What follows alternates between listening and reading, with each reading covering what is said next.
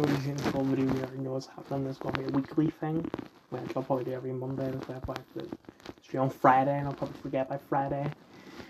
I was hoping to talk about literally anything other than the Queen or Ukraine, but we have to do Ukraine. I'm hoping it's just for this week though, because I would like to talk about some other stuff like Second Amendment violations, I guess. Anyway, Putin and Macron trade blame over risk at Ukraine's, that place, nuclear plant. I don't know how Macron is involved in this, but hopefully they'll explain in the article. Last operating reactor has now been shut down, says person, to transfer facility to safest state.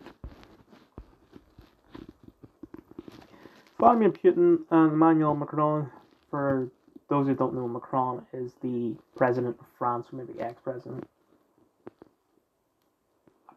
There might have been an election on, and he's been kicked out. I don't remember. Traded blame over safety concerns at the place nuclear power station, which has been a focal point of fighting in recent weeks. Separate readouts of a phone call between the French and Russian presidents highlighted the difficulties in trying to find an accord to ensure safety at the site. The Russian side drew attention to regular Ukrainian attacks on the plant's facilities, including radioactive waste storage, which is fraught with catastrophic consequences, said a statement published on the Kremlin's website.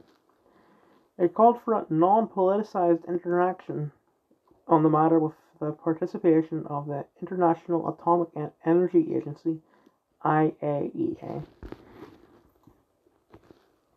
In a statement, the French presidency said the occupation by Russian troops of the plant was what was putting it at risk.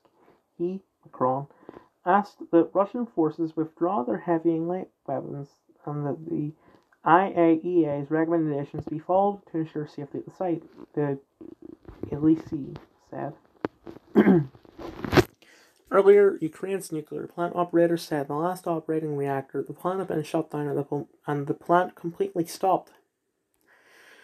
The 6-reactor plant was disconnected from the grid last week after all its power lines were disconnected as a result of fighting in the area, and was operating in island mode for several days, generating electricity for crucial cooling systems from its only remaining reactor in operation. Energodom, the state-run operator of all 4 of Ukraine's nuclear power stations, said one of the power lines was restored on Saturday night, allowing plant operators to shut down the last reactor.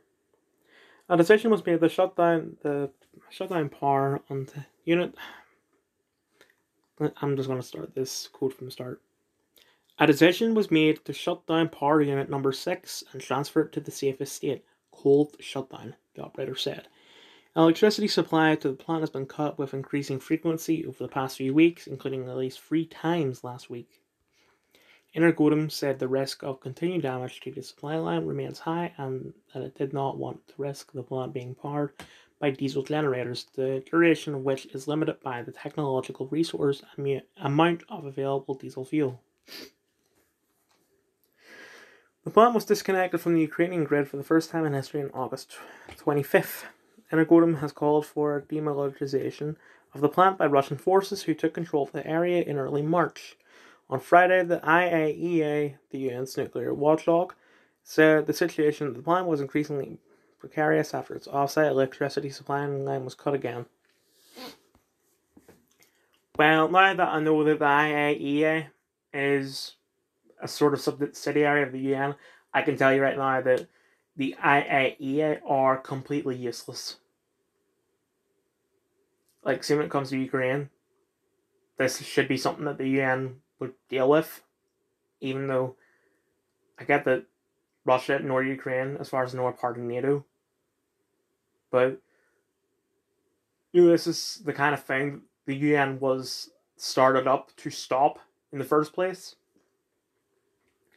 And they're literally all there is, they'll just send a letter to Putin saying, please stop. And then he doesn't. So they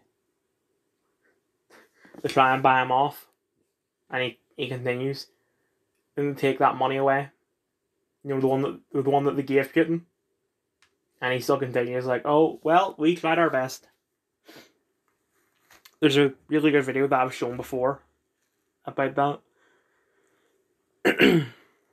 Anyway, Russia and Ukraine have traded blame over shelling of the plant and the nearby area.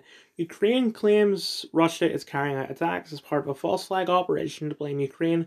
Russia blames Ukraine's forces. Yes, it's just he said, she said. Okay. But where's Macron come into this? Researchers and journalists have pointed to some evidence that supports part of Ukraine's claims. Well, at this point, it's hard to believe anything that Ukraine says with all the lies that they've come up with to make themselves look good. However, The Guardian has not been able to independently verify events at the power plant. Rafael Grossi, the IAEA's Director General, warned last week that Ukraine was considering shutting down the plant because it no longer had confidence in the offsite power. Grossi did not apportion blame for the shelling of the plant. Grossi said that if Ukraine decided not to restore the offsite supply, the entire power plant would be reliant on emergency diesel generators to ensure supplies for nuclear safety and security functions. As a consequence, the operator would not be able to restart the reactors unless offsite power was reliably re-established, he said. Reuters contributed to this report. This is how turning. Ukraine's counter-offensive is changing the dynamic of war. Russia is on the back foot, for now at least. The sudden advance in the northeast will be good for morale in occupied Ukraine and in the western capital supporting Kiev.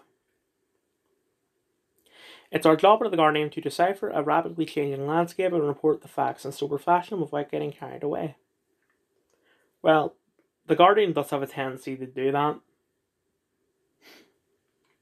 Our correspondents are on the ground in Ukraine and throughout the globe delivering round-the-clock reporting and analysis during this fluid situation. We know there is no substitute for being there and will stay on the ground, as we did during the 1917 Russian Revolution, the Ukrainian famine of the 1930s, the collapse of the Soviet Union in 1991, and the first Russo-Ukrainian conflict in 2014. So, you weren't even there during the Russian famine. That's just great. We have an illustrious 200-year history of reporting throughout Europe in times of upheaval, peace, and everything in between. We won't let up now. Tens of millions have placed their trust in The Guardian's fearless journalism since we started publishing 200 years ago, turning to us in moments of crisis, uncertainty, solidarity, and hope. Maybe in the past, but everyone's just going on Twitter for their news now.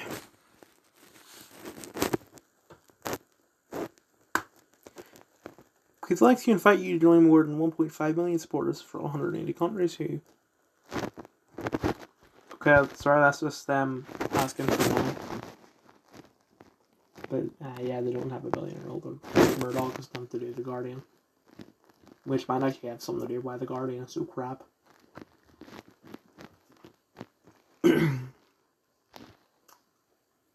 That's not me making a comment on Rupert Murdoch. I hate Rupert Murdoch.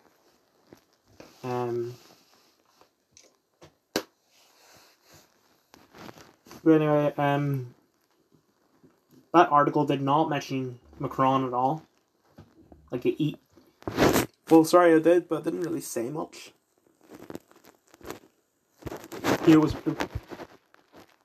This article better off just be Putin and Zelensky trading blame. So I might be in a bit of trouble on Friday. I don't have read the article or anything, which is good because, I'm hoping to do some of the more right-wing news sites just for impartiality's sake. But I might get in trouble with this because it's not really that good of an article, is it? Oh, and there's something about like who is best off handling it.